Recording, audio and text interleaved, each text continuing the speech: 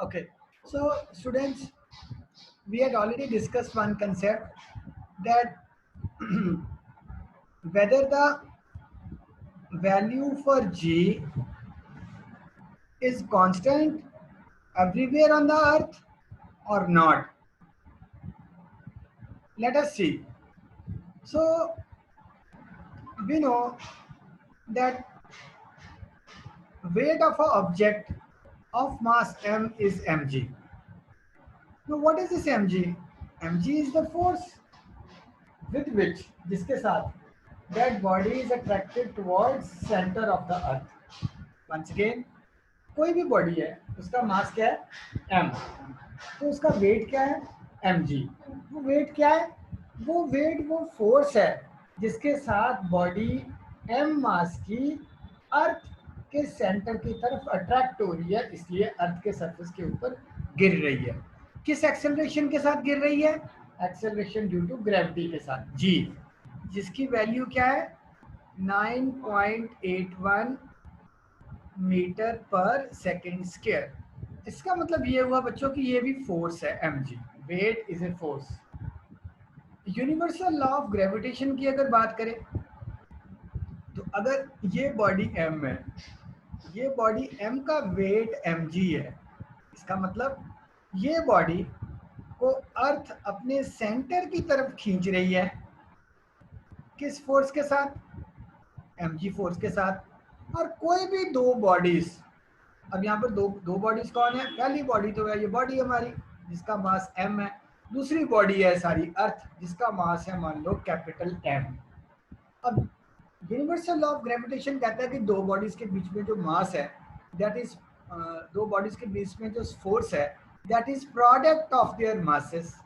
Product of दो masses क्या आ गया? छोटी बॉडी का मास, बड़ी बॉडी का mass, into universal constant for gravitation divided by ये दोनों बॉडीज के बीच में जो डिस्टेंस है. अब बात आती है, अब ये बॉडी अगर अर्थ के सरफेस के ऊपर है और अर्थ के सेंटर के बीच में डिस्टेंस कितना होगा? डिस्टेंस होगा अर्थ का रेडियस. ठीक है ना?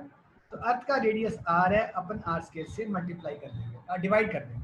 तो m m कट गया, सो हमारे पास फॉर्मूला आ गया g is equal to G M by R square.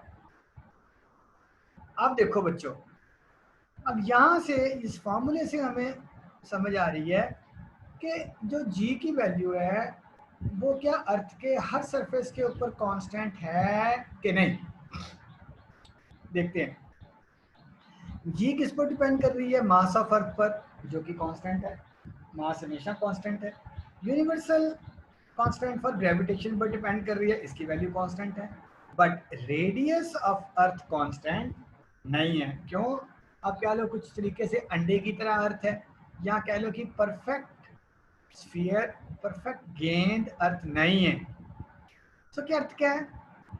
इसकी रोटेशन के कारण, इसकी रोटेशन के कारण अर्थ के ऊपर 70% पानी है, और वो पानी के जो समुद्र है when they are getting rotated यहाँ पर फ्लैट होने की कोशिश करते हैं. यहाँ पर फ्लैट होने की कोशिश करते हैं, तो ये समुद्र का जो सरफेस है एंड और अर्थ का सेंटर है ये डिक्रीज हो जाता है रोटेशन के कारण. इसमें ल्यूनार अट्रैक्शन भी एक रोल प्ले करता है. ल्यूनार अट्रैक्शन मतलब मून और अर्थ के बीच की अट्रैक्शन, उसके कारण भी ये फ्लैटनिंग होती है. ठीक है, आगे आगे क्लासेस में आप पढ़ेंगे. Sir, those tides? हाँ जी. Sir, tides? टाइड्स मतलब, हाँ नहीं, टाइड्स, टाइड्स जो है वो भी मून के कारण आ रही है. बिल्कुल ठीक. टाइड्स मून लूनार अट्रैक्शन के कारण आ रही है, बट मैं अभी किसी और कंसेप्ट की बात कर रहा हूँ कि जो अर्थ का ये जो सरफेस है at the poles, it tries to get flattened, और ये जो रेडियस है डिक्रीज हो जाता है, ये डिस्टेंस. ठीक है, ये एक एक्सपेरिमेंट भी किया जा सकता है, वैसे एक्सपेरिमेंट भी किया जा सकता है पानी को घुमाकर. और ये जो अर्थ का रेडियस है इक्वेटर के ऊपर, ये हमेशा ज़्यादा है as compare to radius on the poles. अगर रेडियस चेंज हो रहा है, जी की वैल्यू भी चेंज हो रही है, क्योंकि जी की वैल्यू, जी क्या है? Acceleration due to gravity. ये किस पर डिपेंड कर रही है? इन्वर्सली डिपेंड कर रही है स्क्वायर ऑफ रेडियस पर। मतलब अगर रेडियस थोड़ा सा भी चेंज होगा जी की वैल्यू में ज़्यादा चेंज आएगा। ठीक है, इसका मतलब है कि G is inversely proportional to square of radius.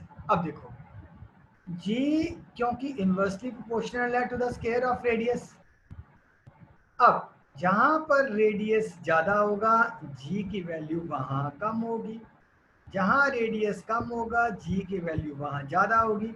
Radius ज़्यादा कहां पर है? इक्वेटर के ऊपर। रेडियस कम कहां है? पोल्स के ऊपर। रेडियस कम है पोल्स के ऊपर, रेडियस कम पोल्स के ऊपर है, तो जी की वैल्यू यहाँ पर ज़्यादा होगी। जी की वैल्यू ज़्यादा होगी मतलब यहाँ पर किसी भी बॉडी का अगर मास m है उसका वेट आपको थोड़ा, सॉरी, पोल्स के ऊपर रेडियस कम है, जी की वैल्यू ज़्यादा, सही है, तो उसका वेट थोड़ा ज़्यादा आ जाएगा। अगर आप किसी ऐसे इंस्ट्रूमेंट से उसका वेट मेजर कर रहे हैं किसी चीज़ का जो कि वेट दिखा रही है, मास नहीं दिखा रही, तो उसका वेट चाहे कम हो मगर आपको ज़्यादा ज़्यादा आएगा। तो आपको सेम चीज़ अगर आप गोल्ड यहाँ पर लेते हो आपको नुकसान हो जाएगा, आप ज़्यादा पैसे पे करोगे। वही चीज़ अगर आप इक्वेटर पर लेते हो, रेडियस यहाँ पर ज़्यादा है, जी की वैल्यू कम है, तो इससे किसी भी बॉडी का वेट, जैसे मून के ऊपर कम है वेट, वो रीज़न है वहाँ पर जी कम है, और यहाँ पर भी जी कम है, थोड़ी सी मून के ऊपर जी बहुत ज़्यादा कम है, तो वेट थोड़ा सा कम हो जाएगा। वेट कम हो जाएगा तो उसी मास का अब सस्ते में आप उसको ले लोगे। ये फर्क है how G varies at equator and at pole. फिर कभी मैं कोई वीडियो रिलीज करूंगा, I try to do experiment to show कि ये अर्थ सरफेसेस के ऊपर, पोल्स के ऊपर फ्लैटन क्यों होती है और यहाँ पर ये पानी बाहर को बल्ज आउट करता है, ये पानी यहाँ को बाहर को बल्ज आउट करता है, तो यहाँ पर रेडियस बढ़ जाता है। It's all because of liquid. अगर अर्थ में लिक्विड ना होता तो ये इफेक्ट नहीं होता। am I right? I'm sure इस जी की चेंज होने के और भी अर्थ की चीज़ों पर या अर्थ के एटमॉस्फेयर पर और भी इफेक्ट होते होंगे जिस पर रिसर्च अभी तक नहीं हुई। आगे चलो, ये बात तो होगी हमारी जी की वेरिएशन की। अब बात करते हैं बच्चों प्रेशर की। सो मान लो हमारे पास ये एक कंटेनर है, ठीक है, इस कंटेनर में हमने राइस रखे हुए हैं, सारे राइस का मास है m, सारा राइस है, ठीक है, और ये कंटेनर जो है इस तरीके से है, ठीक है जी, और यूँ मान लो कि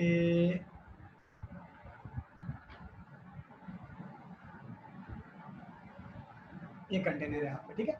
अब इसमें सारा राइस भरा हुआ है, अगर राइस का मास m है तो राइस का वेट कितना होगा? राइस का वेट होगा mg। ये mg फोर्स है जो कि हर पॉइंट के ऊपर, बॉटम सरफेस के ऊपर लग रही है, याद रखो ये वो फोर्स है जो हर पॉइंट के ऊपर लग रही है। सो यूं कह ले कि सारा राइस कितनी फोर्स नीचे लगा रहा है? सरफेस के ऊपर, पूरे सरफेस के ऊपर mg।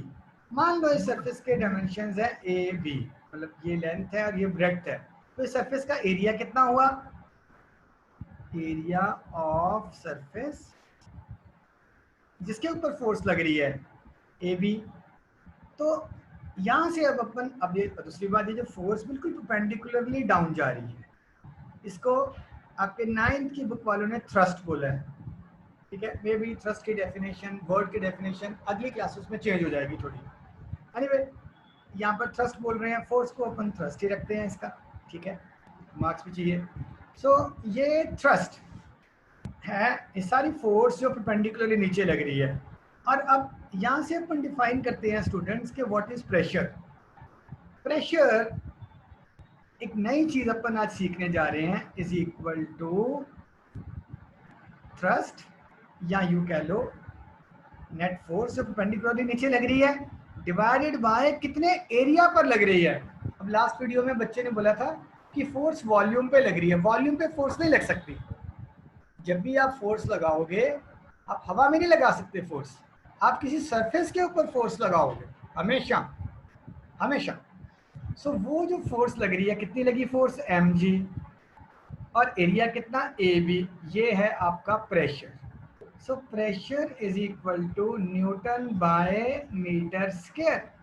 मान लो ये भी मीटर में है और ये भी कुछ मीटर है, मान लो ये 5 मीटर है, मान लो ये 2 मीटर है, तो ये आ जाएगा जो भी इसका फोर्स है mg into divided by 10 metre square. ठीक है, 10 से डिवाइड करेंगे तो हमारे पास आ जाएगा force newton per unit metre square. ये यूनिट्स है प्रेशर के। So students, pressure is defined as what? Force divided by area. Area. जिस एरिया के ऊपर वो फोर्स लग रही है। So फोर्स के यूनिट क्या है? फोर्स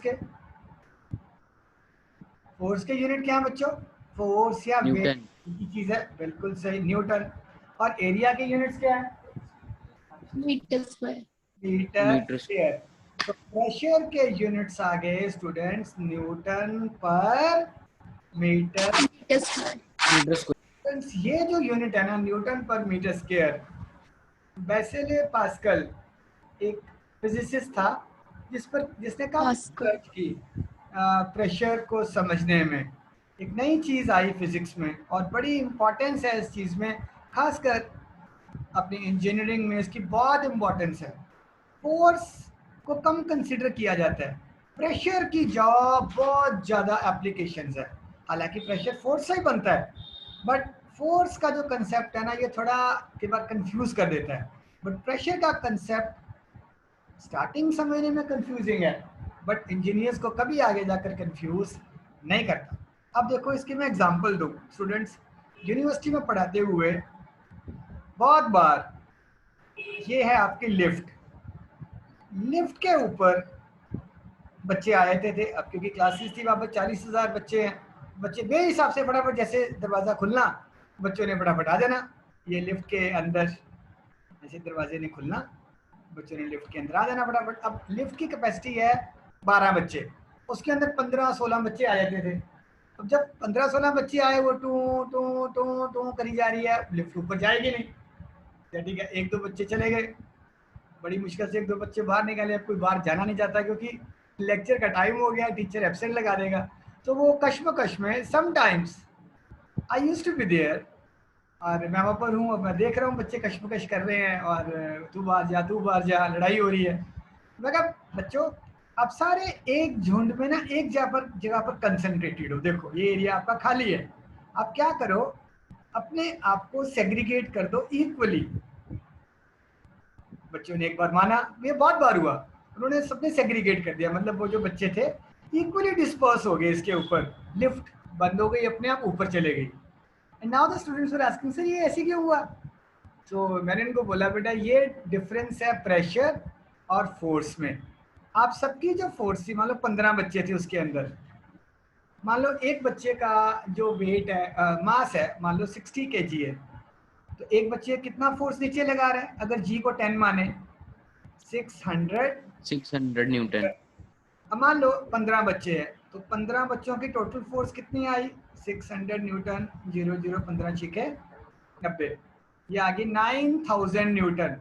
ठीक है, अब क्या है कि जब बच्चे इकट्ठे आ गए इस एरिया में तो वो जो उसके सेंसर्स हैं उसके नीचे लगे हुए, वो बेसिकली प्रेशर सेंसर्स हैं, वो प्रेशर को देख रहे हैं। अब क्या हुआ, ज्यादा बच्चे जब एक जगह पर आ गए तो क्या हुआ, इधर प्रेशर कम हो गया, इधर प्रेशर ज्यादा हो गया।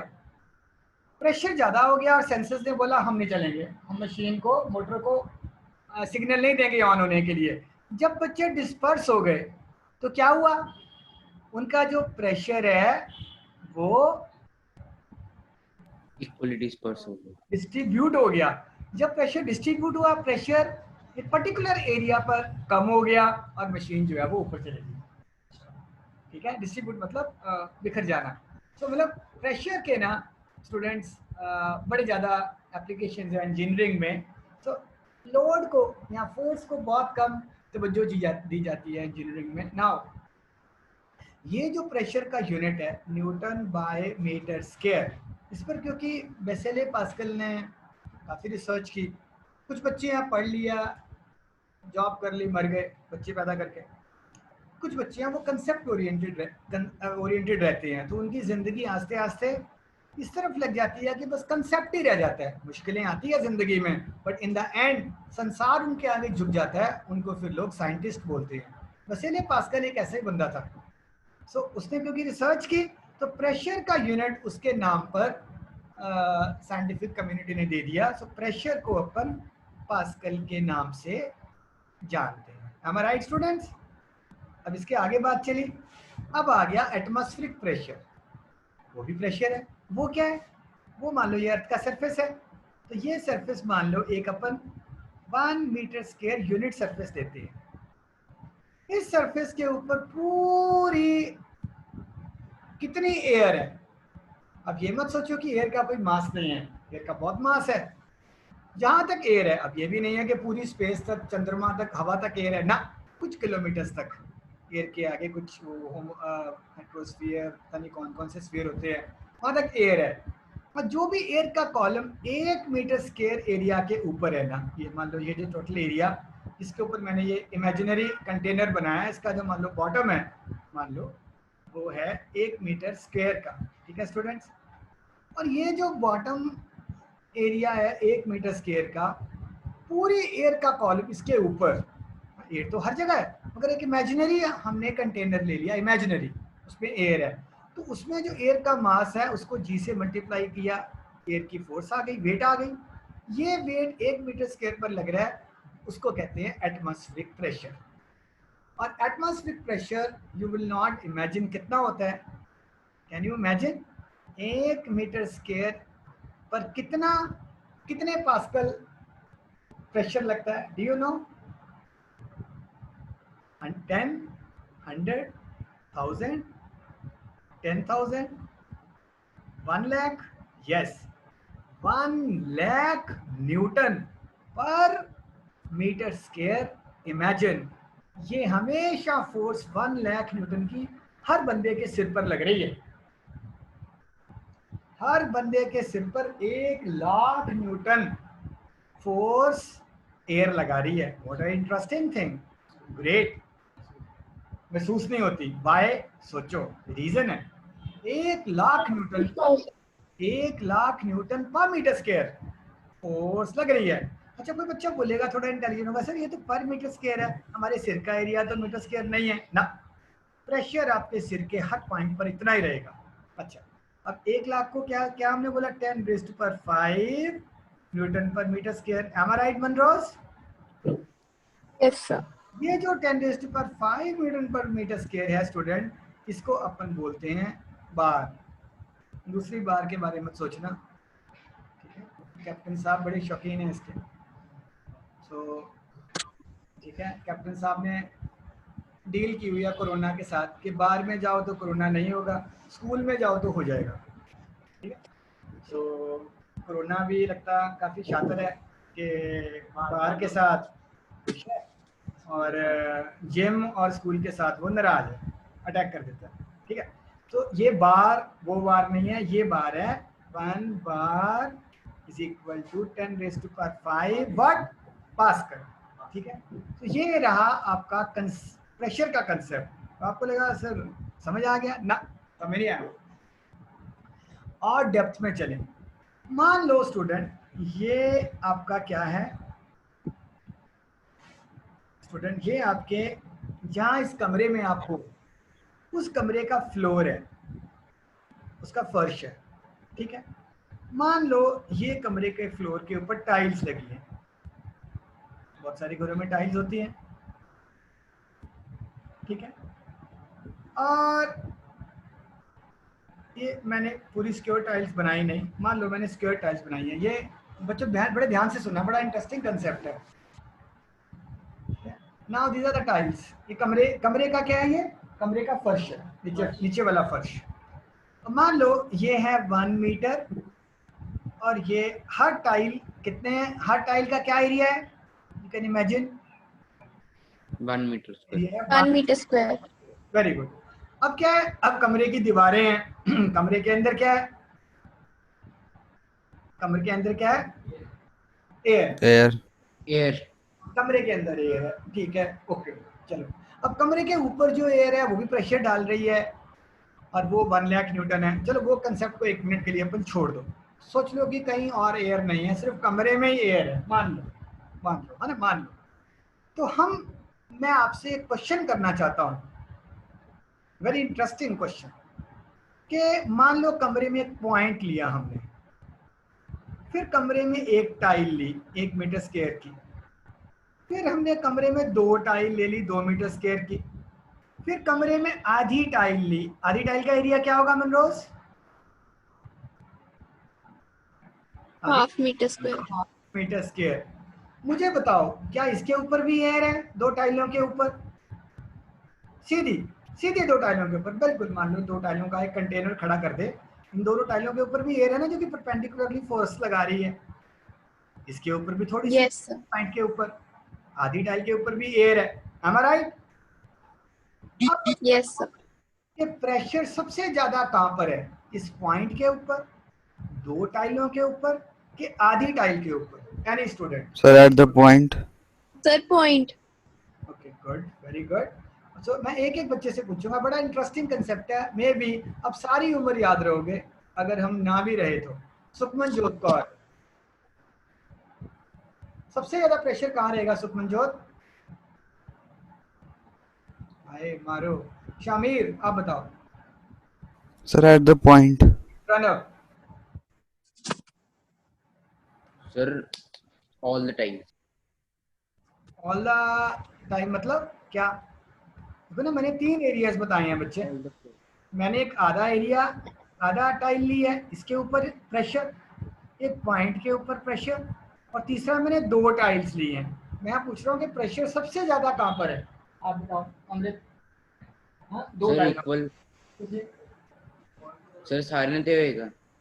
सारे आधे सेम होएगा, सारे आधे सेम होएगा, Yes. ओके। फाल्गुन?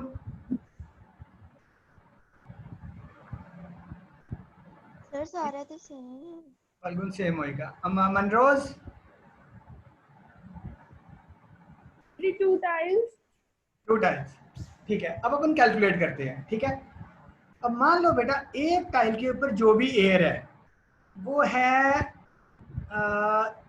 मान लो 100 न्यूटन उसकी फोर्स है, मतलब उस एयर का हमने मास ले लिया 10 kg, उसको g से मल्टीप्लाई किया 10 से, तो एयर का कितनी फोर्स आ गई बोलो? 100 न्यूटन। क्योंकि हमने देख लिया ना बेटा कि प्रेशर किसके कारण हो रहा है, प्रेशर है फोर्स के कारण। और ये भी याद रखना जो परपेंडिकुलरली नीचे लग रही है, शायद इसीलिए इसने फोर्स नहीं यूज किया फार्मूले में, बल्कि थ्रस्ट यूज किया, क्योंकि थ्रस्ट हमेशा परपेंडिकुलर होता है, इंक्लाइंड नहीं होता, याद रखना, ठीक है। ओके, सो तो ये इसके ऊपर फोर्स कितनी होगी, हमने बोल दिया कि एक टाइल के ऊपर मान लो 10 किलोग्राम एयर है, तो उसकी फोर्स कितनी हुई एक टाइल के ऊपर? 100 newton. Am I right students? Yes sir. लो, अब 2 टाइल के ऊपर कितनी फोर्स हुई टोटल एयर की? 2 टाइल के ऊपर फोर्स कितनी हुई total force? 200 newton. 200 newton, very good. Deep है आज लेक्चर में कि नहीं? Oh shit, I am missing her, बहुत एंजॉय करती कंसेप्ट। पॉइंट का चलो छोड़। आधी टाइल के ऊपर कितनी क्या बोलते फोर्स होगी बताओ? 50 न्यूटन। 50 न्यूटन। अब सबके ऊपर प्रेशर कैलकुलेट करते हैं, पहले प्रेशर करते हैं कैलकुलेट अपन बेटा 2 टाइलों के ऊपर, प्रेशर ऑन 2 टाइल्स। तो प्रेशर का फॉर्मूला क्या है बेटा? Force by area. अच्छा, फोर्स कितनी है 2 टाइल्स के ऊपर? तो thrust by area. हाँ, थ्रस्ट बाय बेटा, थ्रस्ट फोर्स है, थ्रस्ट ही फोर्स है। फर्क ये है फोर्स इंक्लाइंड भी हो सकती है, मगर थ्रस्ट हमेशा परपेंडिकुलर लगता है, थ्रस्ट हमेशा क्या लगता है? perpendicular. Perpendicular. Okay, sir. Force किसी भी एंगल पे लग सकती है, तो ये वाली फोर्स का जो ये वाला कंपोनेंट है वो थ्रस्ट होगा। सो इसके ऊपर कितना फोर्स लग रहा है, यहाँ थ्रस्ट लग रहा है दो टाइलों के ऊपर, 200 न्यूटन। थोड़ा जल्दी बोलो, 200 200 न्यूटन Newton. डिवाइडेड बाय इसका एरिया कितना हुआ दो टाइलों का, 2 meter square. Correct, Meter 2 metre square. एक टाइल का 1 मीटर स्क्वायर है ना, दो टाइलों का, ठीक है। तो प्रेशर कितना आया 200 100 100 बोलो meter per न्यूटन पर Pascal. Newton meter. स्क्वायर को हम क्या बोलते हैं, पास्कल। जिस साइंटिस्ट ने काफी मेहनत की इस पर, 100 पास्कल आ गया, ठीक है। अब आधी टाइल के, अब एक टाइल के ऊपर देखो कितना प्रेशर आया। अब आप कोई भी बच्चा एक्साइटमेंट में बोलेगा नहीं, I know you will be excited. इसके ऊपर कितनी फोर्स लग रही है एक टाइल के ऊपर, एक टाइल के ऊपर 50 Newton per meter यार, square. एक टाइल के ऊपर हमने माना है कि कितनी फोर्स है 100 न्यूटन, और एक टाइल का एरिया कितना है 1 मीटर स्क्वायर, तो पास्कल कितना प्रेशर आ गया 100 पास्कल। कमाल है, दोनों जगह सेम आ गया। अच्छा, अब आधी टाइल पर आ जाओ। अब आधी टाइल का प्रेशर देखो, प्रेशर ऑन हाफ टाइल। अब हाफ टाइल के ऊपर, ये आधी टाइल के ऊपर कितना लोड लग रहा होगा, कितनी फोर्स लग रही होगी बताओ। आधी टाइल के ऊपर कितनी फोर्स लग रही है 50 न्यूटन। 50 न्यूटन को हमने, एरिया कितना रह गया हमारा, half 1 meter by square. 2. 1 by 2. Divide by 2 नहीं, divided by half metre square. So this is equal to 50 divided by half, 100 Newton 100 per meter square. Pascal बोलते हैं। क्या गजब की बात आ गई बच्चों, देखो तीनों जगह पर प्रेशर सेम आ गया। कैसा लगा लेक्चर आज का, इसका बहुत मतलब ये फल्गुन की बात आज सही रही, हालांकि तुक्का ही मारा था फल्गुन ने कि पॉइंट के ऊपर भी जो प्रेशर है वो सेम रहेगा. सेम रहेगा। स्टूडेंट्स सच सच बोलो, enjoyed. Yes, sir. Yes sir. Sir Sir, but there is a query. हाँ बोलो बच्चे बोलो। Sir, we know that pressure is inversely proportional to area. So, like if the area will be reduced, the pressure will not be increased. बिल्कुल बिल्कुल सही, pressure increase होगा, but in that case where force is remaining constant. In this case force is not remaining constant. जैसे area decrease या increase कर रहा है, force proportionately increase और डिक्रीज कर रही है। इसीलिए Yes. अर्थ के ऊपर जो 1,00,000 न्यूटन फोर्स है, वो अर्थ के ऊपर एक जो मान लो एक सैंड का पार्टिकल पड़ा है, वो भी उतनी प्रेशर ऑब्जर्व कर रहा है। अर्थ के ऊपर पूरे का पूरा जो समुद्र का एरिया है, वो भी उतना प्रेशर ऑब्जर्व कर रहा है। और अर्थ के ऊपर मान लो एक कीड़ी चल रही है, कीड़ी के सरफेस के ऊपर भी प्रेशर जो है वो सेम है, कितना 10⁵ पास्कल। या इसको अपन क्या बोलेंगे 10⁵ पास्कल को कैप्टन साहब? 1 bar. 1 bar is equal to 10⁵। वैसे माफी चाहता हूँ कैप्टन साहब को बुरा कह के, मैं अकालियों को, बीजेपी को या बाकियों को सपोर्ट नहीं कर रहा। सच बोलो तो इस चीज़ के शौकीन तकरीबन सारे पॉलिटिशियंस हैं। हो सकता है कोई 1 या 2% पॉलिटिशियंस हों जो ऑनेस्ट जिंदगी जी रहे हैं और उनकी कोई सुनता नहीं है, मोदी जी. है ना, कोई नहीं सुनता उनकी। So students, you have seen that pressure is a great concept. अब मैं बात करता हूँ जो मनसिमरत ने बात बोली। अब आप देखो बच्चों ध्यान से, अगर आपके पास क्या है, एक चाकू है, क्या है आपके पास, चाकू. ये आज अपन फिजिक्स पहली बार मैं आपको पढ़ा रहा हूँ, 2 3 का 4 स्टाइल्स, ठीक है। चाकू है आपके पास, ये आपके पास चाकू है,